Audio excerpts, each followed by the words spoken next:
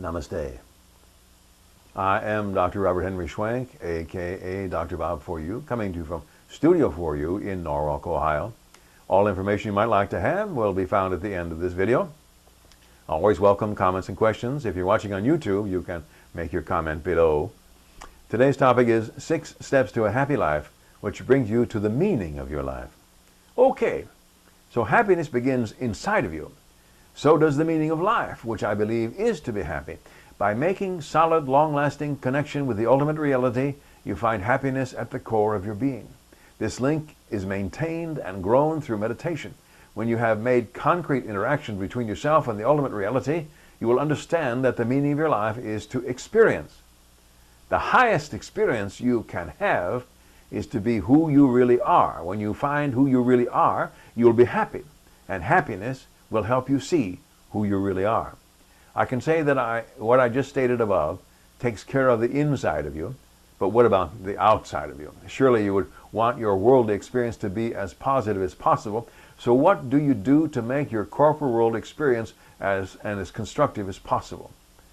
Just because you have it made on the inside does not automatically clean up your worldly communications or circumstances.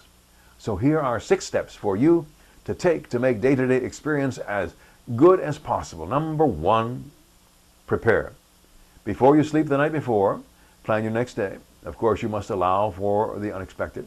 Still, you can plan by having your clothes ready, plan how you will deal with lunch, time with kids and family, time for yourself. Is your briefcase packed properly? Meditation time. To be prepared takes some of the mental load off of getting something done. By preparing, you can have time for meditation, for example, on a fairly regular basis. Remember, in meditation you find happiness. When you have found happiness, you have discovered the meaning of life. Number 2, reward. Going through life in a world without reward is a dreadful task. Make sure that you set aside time to reward yourself with a review, for example, of what you have accomplished that day or week. I always find it when I do that kind of track keeping, record keeping of my accomplishments, and then read over them at such periods, I feel much better.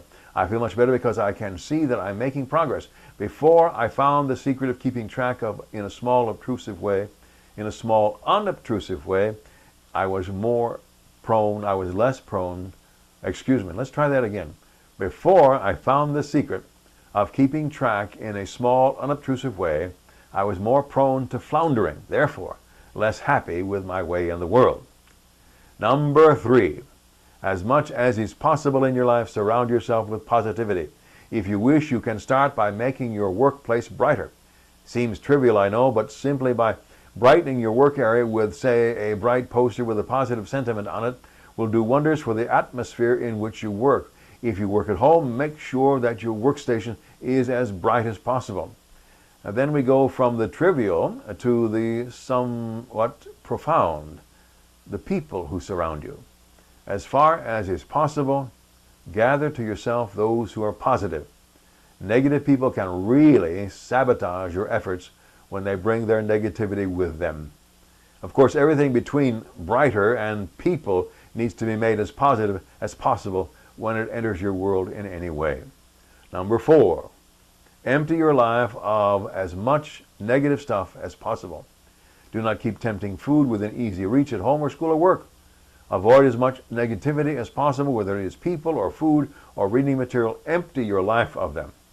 When temptation is removed from easy access, you have an easier time of staying on the positive path you have chosen.